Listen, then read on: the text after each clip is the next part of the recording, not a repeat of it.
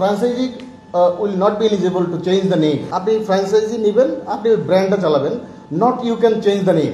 অনেকে অনেক নামে টিম চেয়েছেন, যেমন আপনি বললেন ফরচুন বরিশাল, এখানে উনি আরেক নামে চেয়েছেন। এই নামগুলি বোর্ড ঠিক করে দিবে এবং বোর্ড এটাকে আমরা ট্রেডমার্ক করে নিব। এই নাম আর কেউ চাইলেই চেঞ্জ করতে পারবে না। উনি যখন টিমটা নেবেন এই নামেই নিতে হবে, মানে franchise will not be eligible to change the name.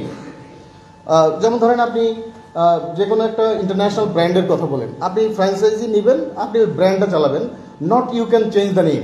যুক্তরাষ্ট্রের 1 নম্বর জিম চেইন গোল্ডস জিম এখন আবারও বাংলাদেশে বসুন্ধরা আবাসিক এলাকা ও বসুন্ধরা সিটি শপিং মলে। তো সেই রকম কিছু প্রভিশন রেখে আমরা রাইগরাসলি এটা চালাচ্ছি। আর আইএমজি যেহেতু আমাদের সাথে আসছে, পরবর্তী সব আপনাদেরকে জানাবো।